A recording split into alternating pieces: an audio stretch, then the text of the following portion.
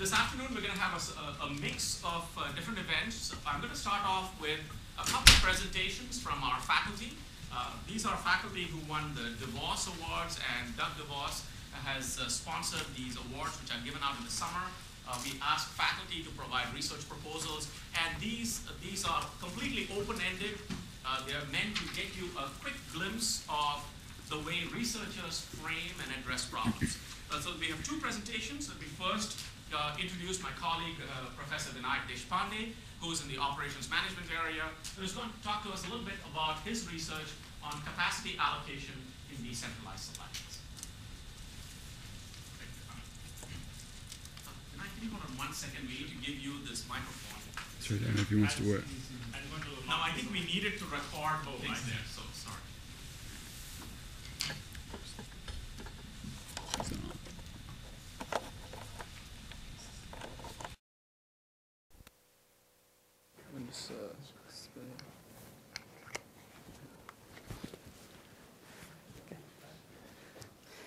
Good afternoon, everyone. I'm going to talk about the research that I did over the last summer.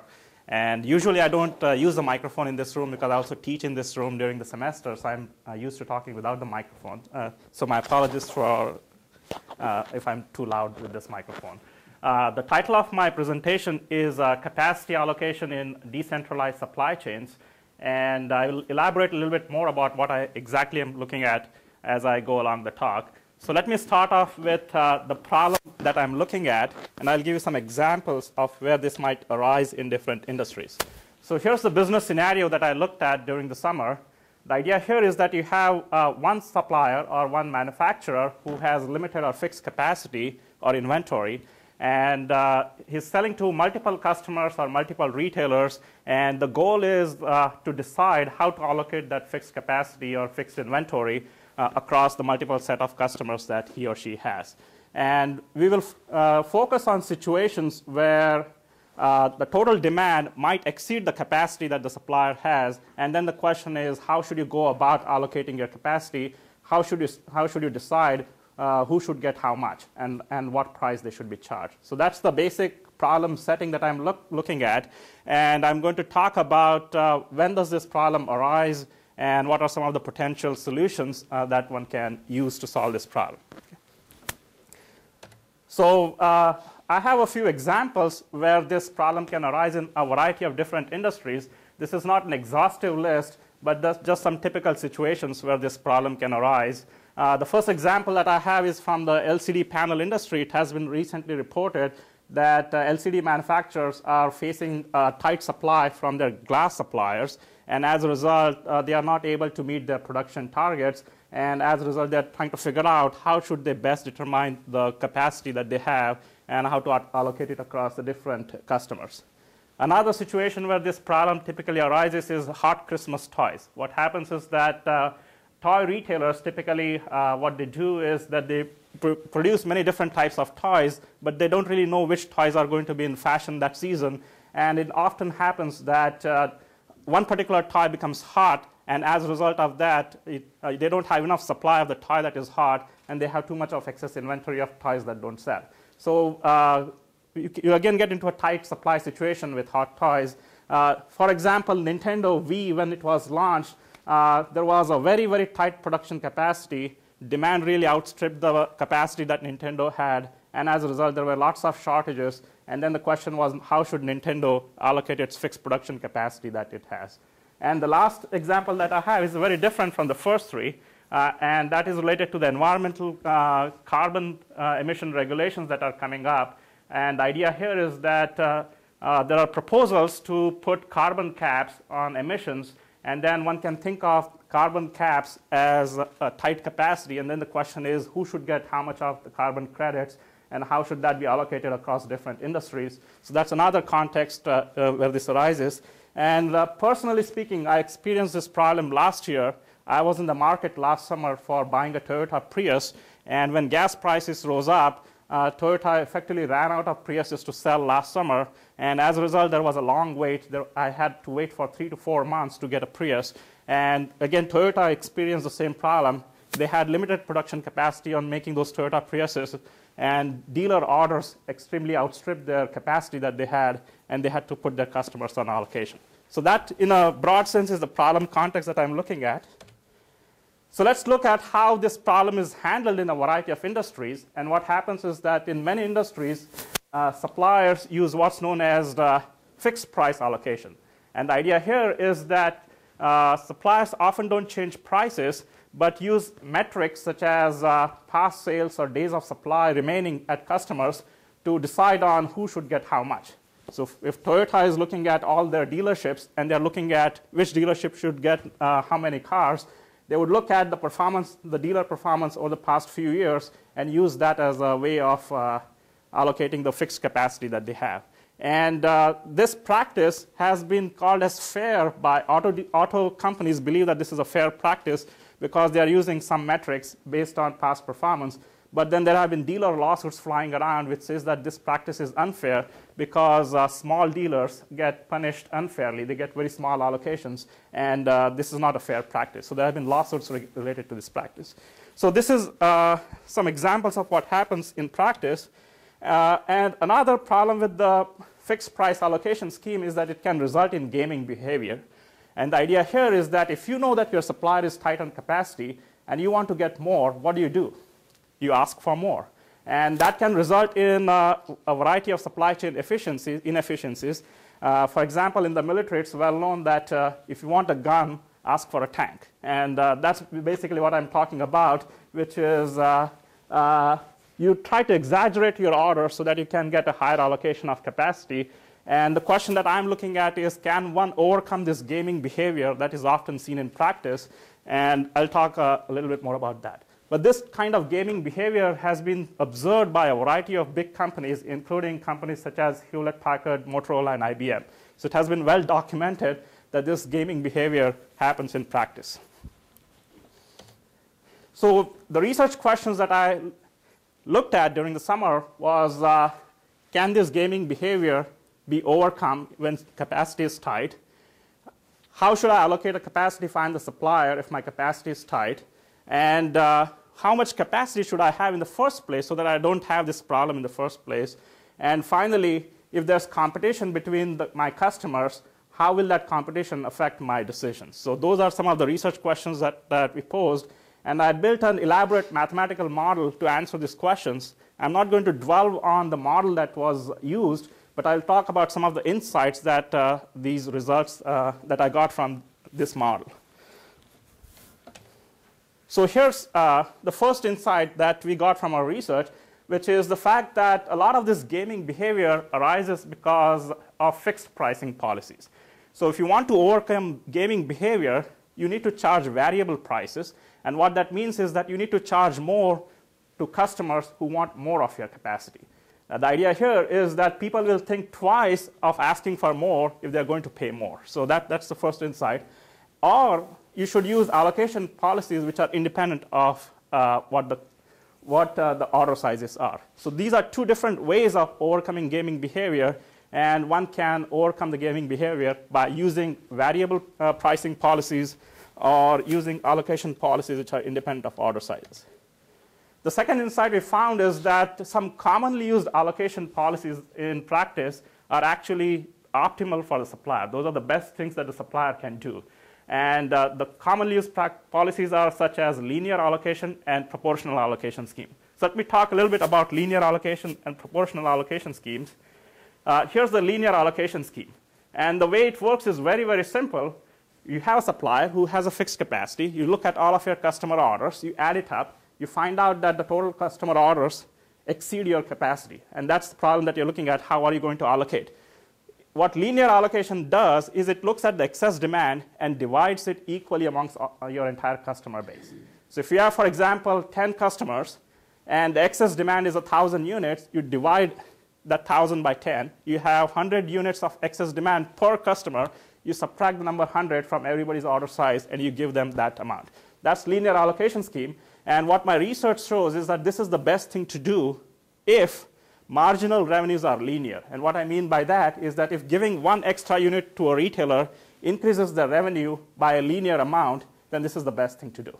So what we did is characterize conditions under which this is the best thing for the supplier to do.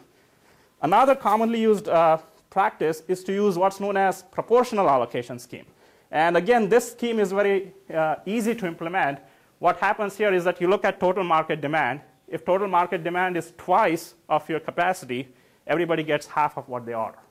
That's the basic idea behind proportional allocation scheme. And we asked the question, when is this the best thing to do? And what we found out is that if marginal revenues are proportional, and what I mean by that is that if you give 10% more to someone, if their revenues also increase by 10%, then this is the best thing to do. So we are able to characterize conditions under which these are the best things to do in practice. And then we'll also look at the optimal capacity choice problem, which is how much capacity should the supplier build in the first place. And what we showed that it is affected by a variety of factors, which is how many customers you have, how much demand you expect from them, as well as the intensity of competition between your customer base. And what we showed that is that if competition were to increase, the amount of capacity that the supplier should hold should reduce. And the idea here is that in very intense competitive markets, your total demand is going to drop, and as a result, you should build less capacity. So to summarize, the contributions that we used that came out of my research was to show that gaming behavior that is often seen in practice can be overcome. And we showed that some of the commonly used practices, such as linear and proportional allocation schemes, can actually be optimal for some companies to do. And we also looked at how should the optimal capacity be decided in the first place. So that's a brief summary of my research. I would love to hear from you if you have encountered this problem before. Thank you for your attention. If you have any questions, I'll be glad to answer it. Questions if you have. Maybe what we'll do is we'll have the next presentation. Okay. Thank you, Vinay. Thank you.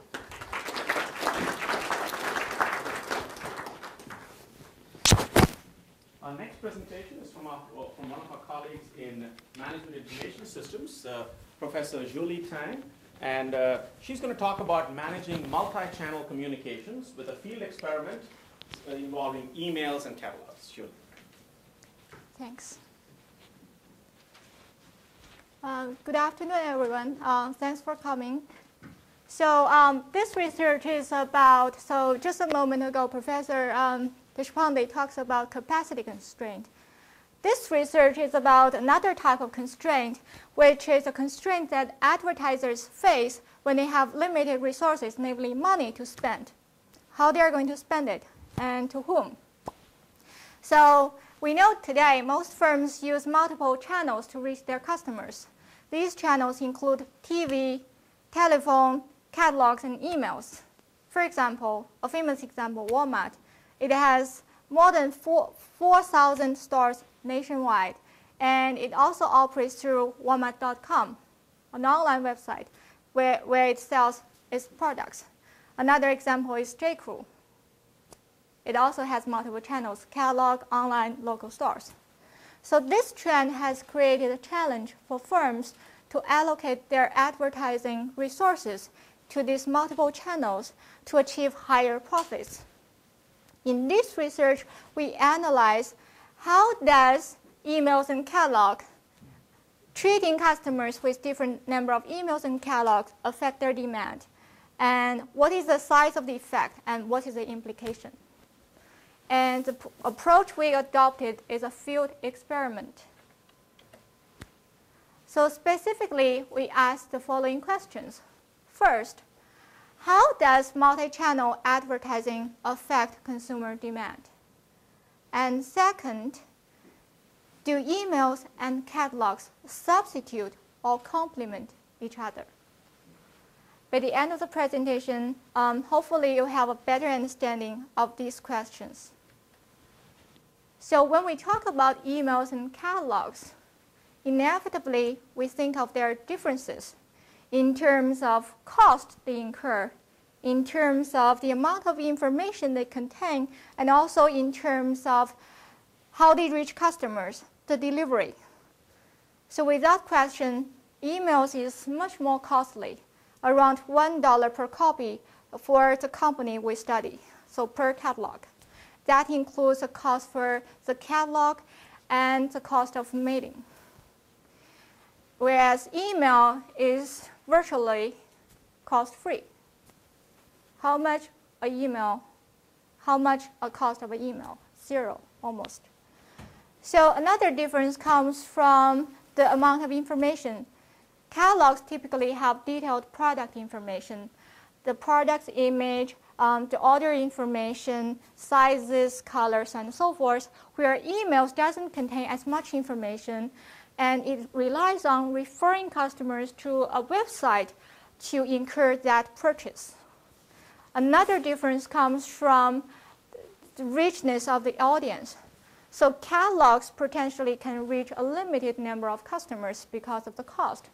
Number one reason. And emails potentially have larger reachability. It can reach, many more customers if these customers decide to opt in to receive these emails. So having these differences in mind, we went ahead to conduct a field experiment in cooperation with a company. So this company is a medium-sized company selling women's clothing, and it operates primarily through two channels, catalogs, and it also has a website. So emails and catalogs are the primary advertising venues or communication venues to reach their customers. And we conducted an experiment during a 18-week period in the second half of 2006. In particular, we designed an experiment to recruit 100,000 active customers from the company's customer database. And the research design we use is a 2x2 design. So you can see this horizontal axis is the number of catalogs customers receive. So group A and group B, these customers receive more number of catalogs. Similarly, group B and group C, these customers receive more number of emails. So this is a 2x2 design. Specifically, group D, they receive 5 catalogs and 18 emails. Group A receive 3 additional catalogs. And group C customers receive 18 additional emails, and group B, they receive the most number of emails and catalogs, 3 additional catalogs and 18 additional emails. And these additional catalogs and emails are simply the copies of these emails and catalogs sent to all groups of customers. We did this to make sure that the effect we are going to see on demand is fully attributed to the frequency of receiving these emails and catalogs, not to due to something else, like the unique features available in certain catalogs, in certain emails. So we conducted the experiment during this 18-week period, and here we call it test period. And we also kept track of consumers' demand after this test period till the very end of 2006. This is because it takes up to 2 months for a consumer's order from a catalog they receive, demonstrated by previous research. So later on, when we keep track of customers' demand, what we really did is to count the number of items purchased for customers during test period plus this post-test period. We also, in order to make sure that our assignment of customers to a certain group is random, we also treat these customers in our selected sample the same number of emails and catalogs during a period which we call pre-test period. And that is to make sure the random assignment. Okay, everybody receives the same number of emails and catalog during this pre-test period. What will happen afterwards? So, and this analysis confirms that our random assignment. So if you take a look at the number of items ordered across different groups, they are indeed very similar to each other, about 0.32 to 0.33 in that range.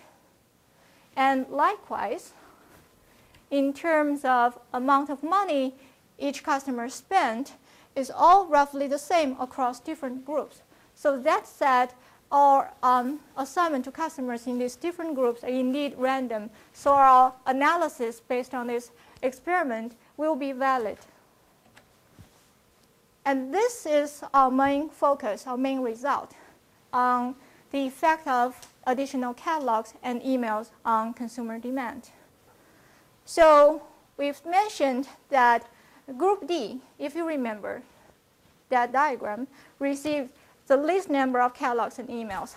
So our expectation is that this group of customers will have the lowest demand.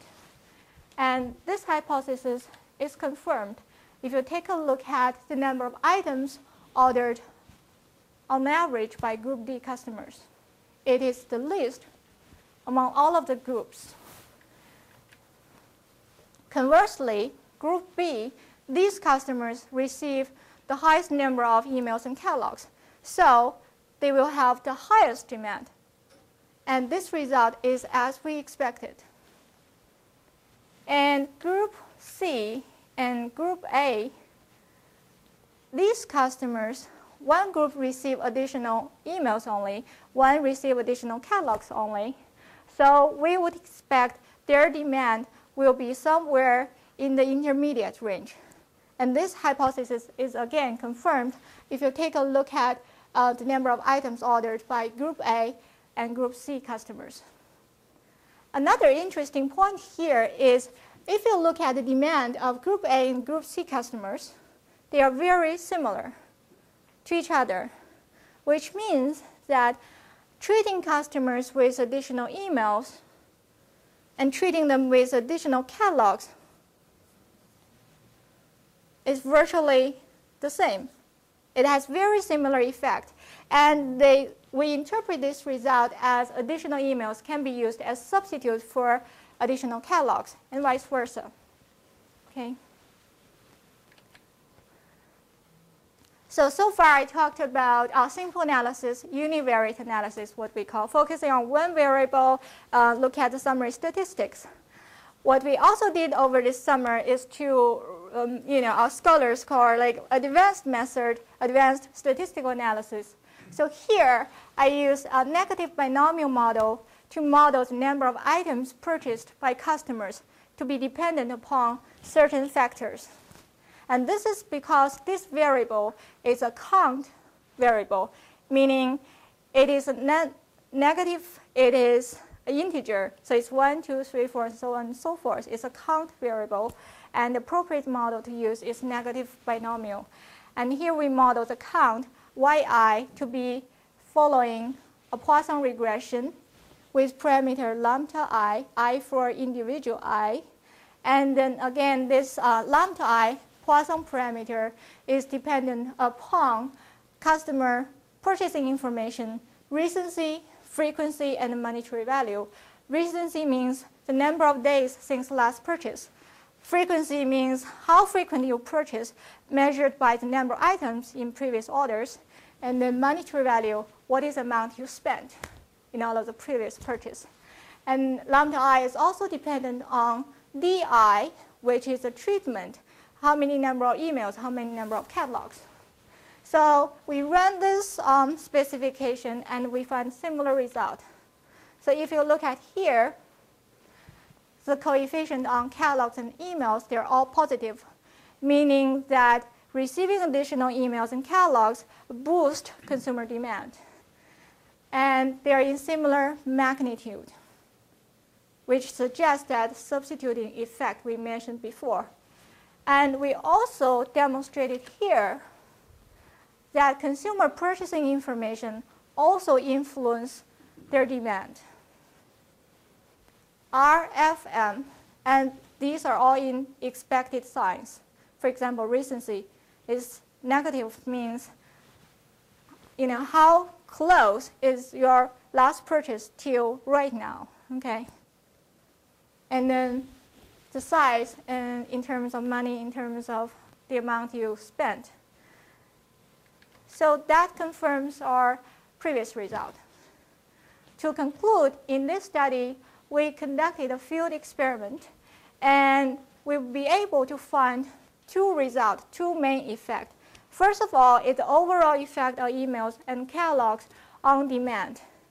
And without question, emails and catalogs, treating customers with these advertising effect will increase their demand. And another effect we observe is that emails will be able to substitute catalogs. Another interesting finding we think is that consumer purchasing information will also influence their demand. So for advertisers, this means that maybe they can spend less money if they substitute catalogs with emails, and they can also decide whom to send which emails or catalogs based on this information. Well, that concludes my presentation. If you have any questions, I'll be able to answer at this point. Okay.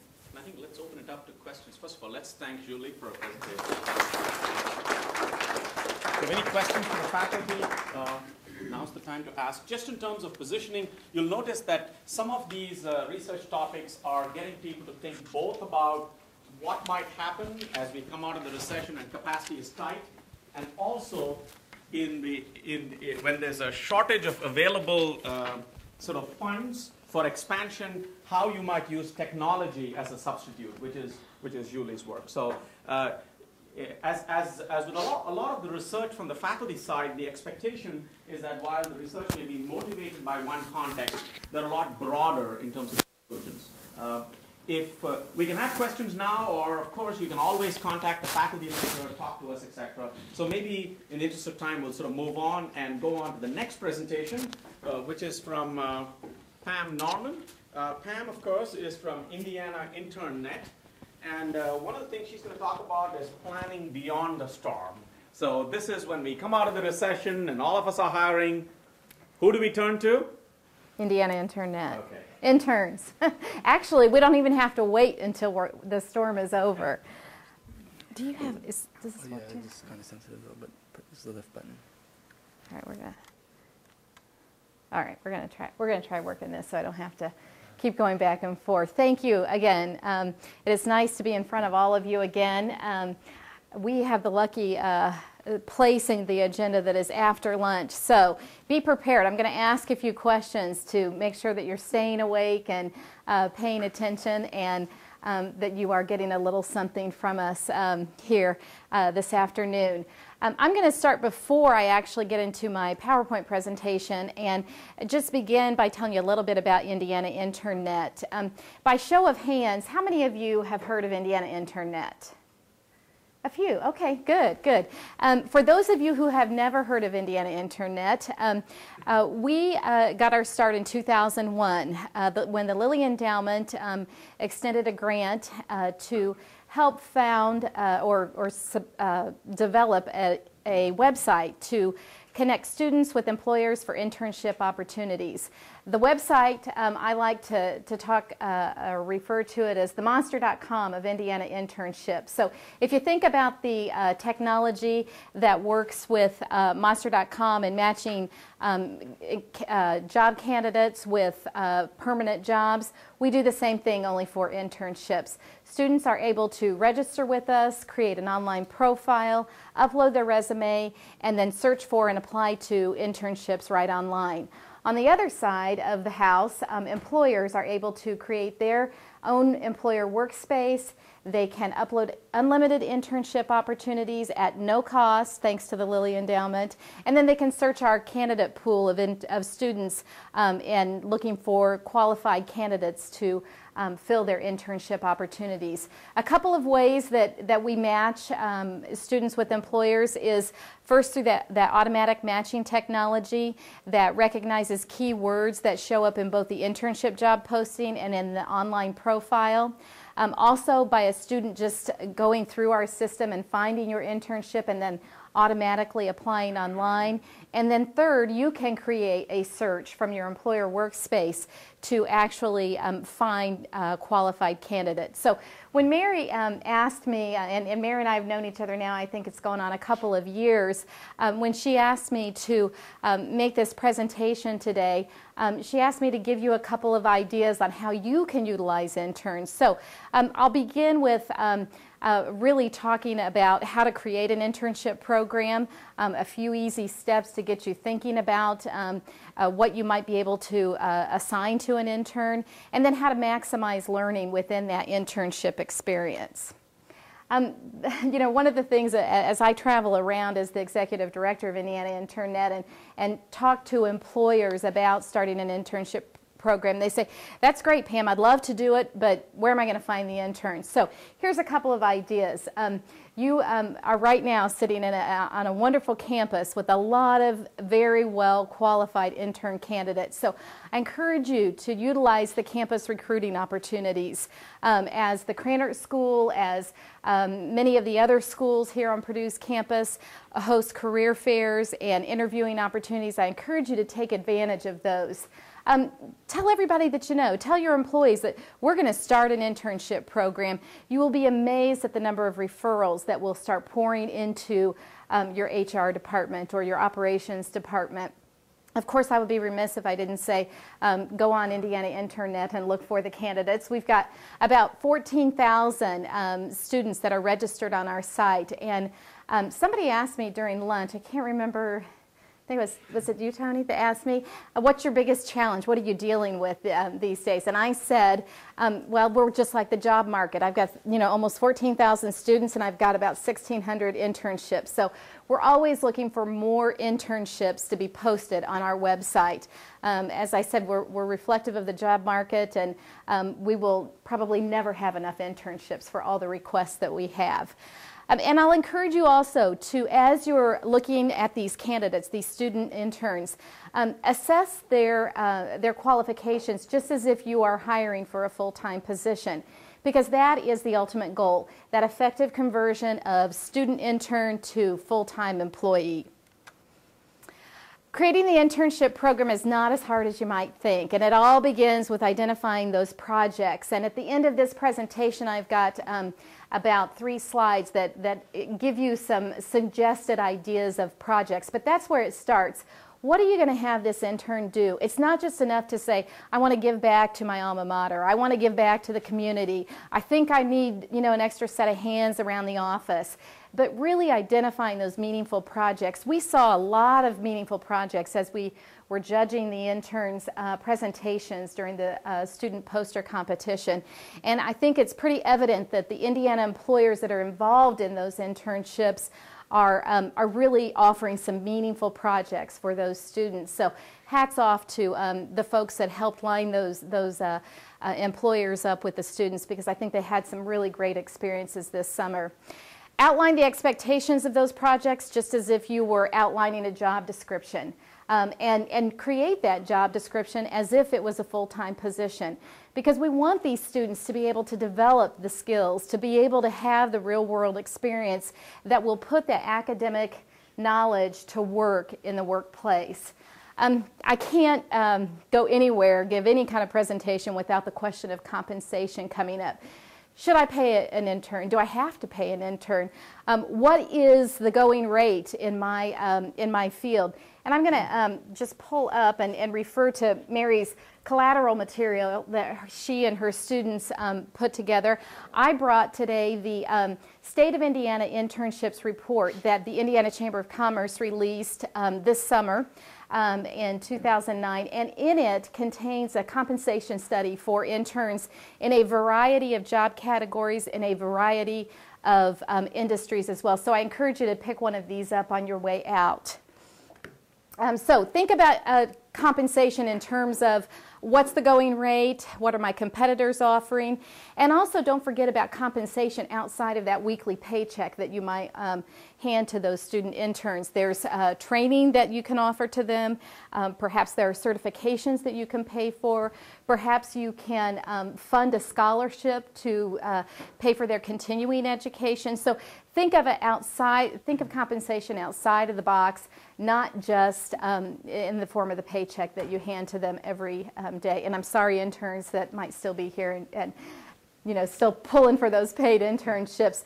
Somebody else asked me at lunch, you know, what else are you seeing as far as the number of internships? And I said, our internship postings are up about 10% at Indiana INTERNnet, but what we did see this past summer was we saw a lot more unpaid internships. So I'm grateful that the Indiana employers are staying on track with offering internships, and hopefully once the economy turns around, we'll start seeing more of those going back to being paid internships as well. The people that you bring on board to be involved in the internship programs, and I'm talking about a mentor, a supervisor, is really just as important as that project work that you identify. So just because somebody knows their job really well doesn't necessarily mean that they're going to be a great intern supervisor. So make sure that when you're selecting the interns or the employees at your company to be involved in these internship programs, that they're the right people, that they have an interest in working with young professionals, that they have an interest in representing your company as really a frontline recruiter, because that's what they're doing, is they're trying to convert that intern to be interested in full-time employment with your company long term. Let's see, one more thing, evaluation. As you finish up your internship, most internships run a couple of different seasons. They can either be fall, spring, or summer. What we typically see is during the school year, you're going to get more interns that are able to give you hours based upon a part-time schedule, so 20 hours, 10 to 20 hours a week. During the summertime, they're mostly looking for that full-time experience. And I hope that you'll even think about maybe even offering an internship program year-round, not just in the summertime. And with that, make sure that evaluations are part of that internship experience as well. Most of the students who are receiving credit for their internships will be looking for that documented evaluation that they can then take back to their academic supervisor in order for them to gain credit for that experience. A few ways that you can maximize learning while the student interns are with you is to give them some industry exposure. And when I talk about industry exposure, I mean bringing an intern along to events like this. If your company is involved in a trade show, have that student intern staff your booth. If the mentor belongs to a professional organization, bring them along to the monthly luncheon. Any opportunity for them to get industry exposure, the students will definitely find valuable.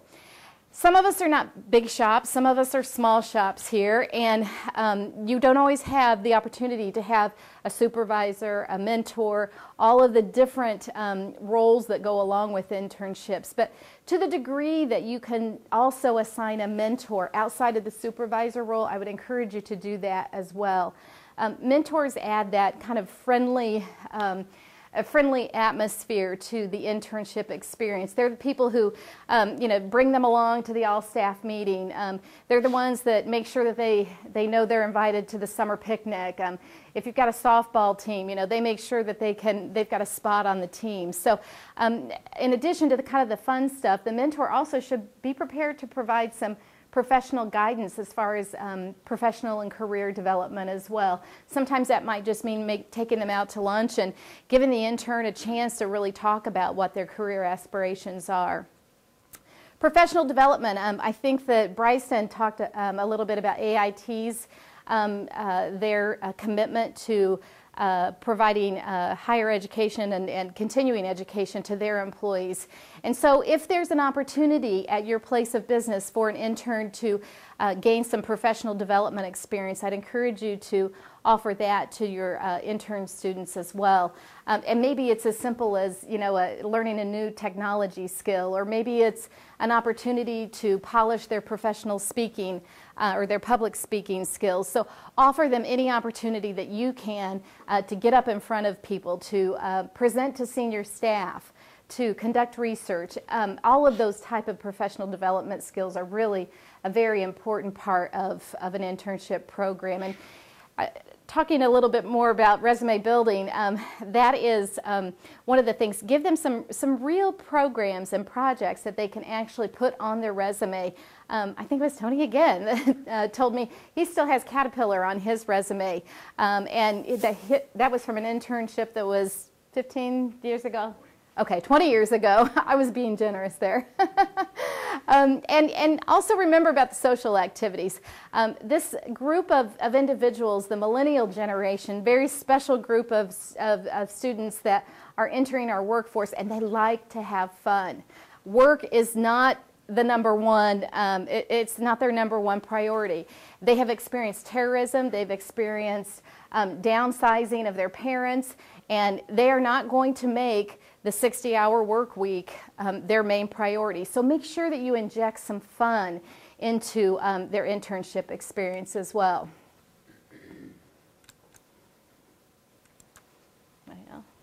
Let me see. There we go. All right, the next couple of slides talk about a study that was done by Intern Bridge. And basically what we did, Intern Bridge, we partnered with Intern Bridge out of Northeast part of the United States to conduct a study of students, a survey of students on internship expectations versus reality. And we asked them the question, what motivates, or I'm sorry, it was also with employers too. And we asked the employers, what motivates employers to offer internship programs? It shouldn't be any surprise to you that they're looking at it as their opportunity to identify future hires and also giving these students some experience.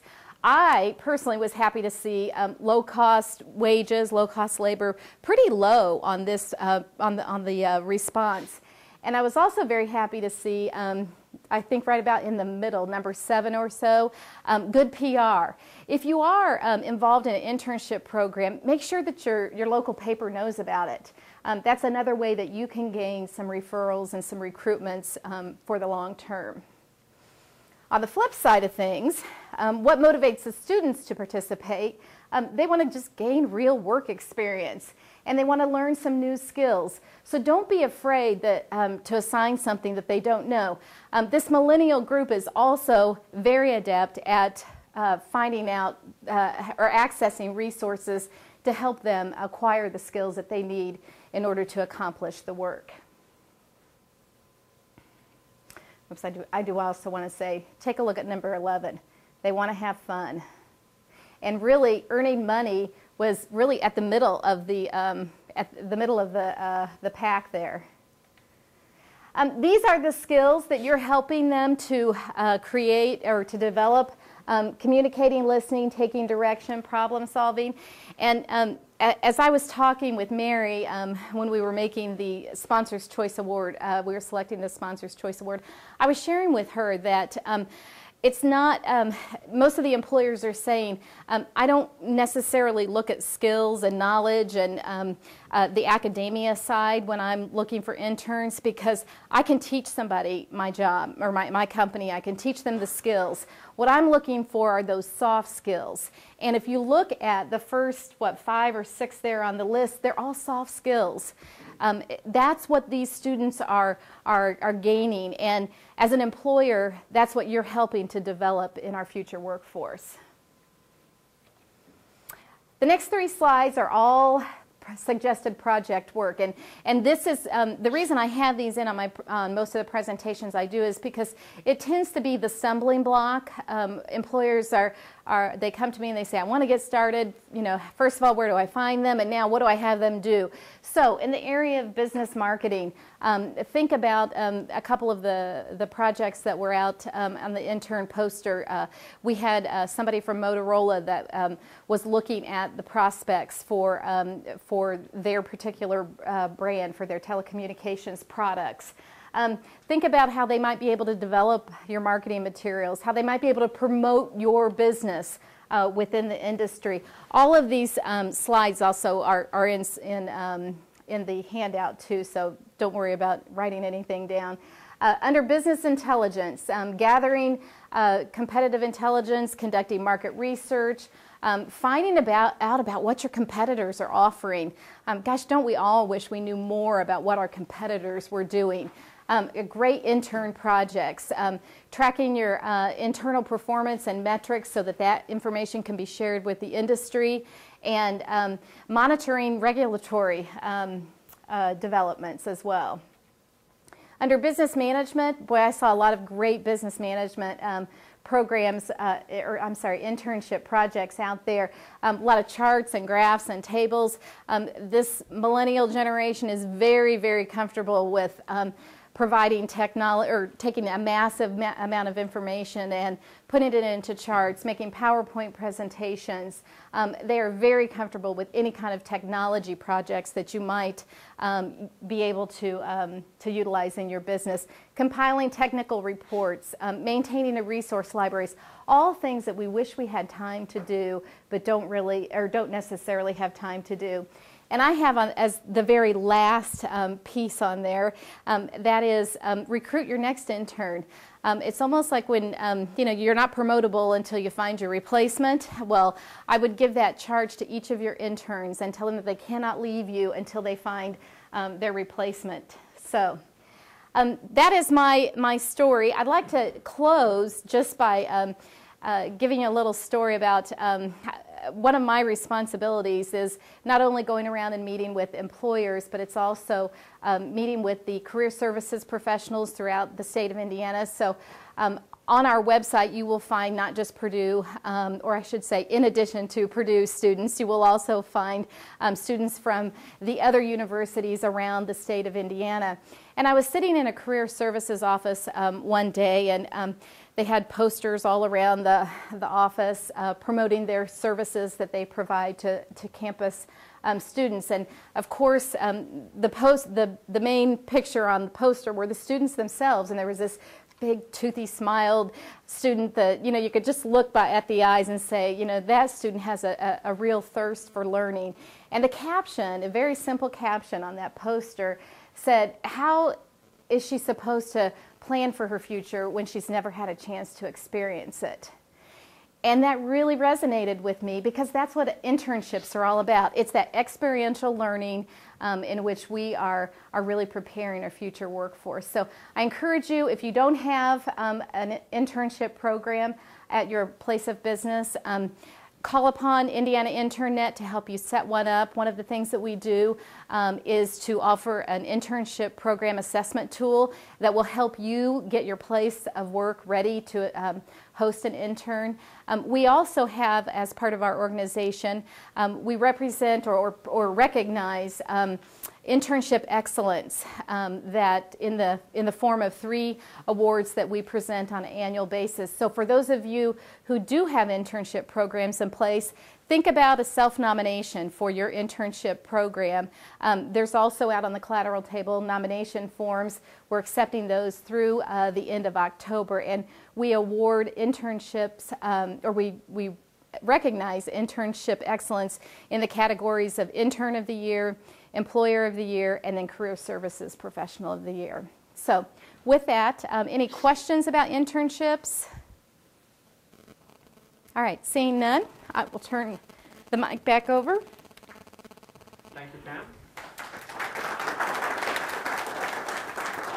One little comment. We're going to ignore the part about the millennials not being ready to work, because at the university we have not adjusted the workload we give them. So what we're going to do, if anything, is make them work a little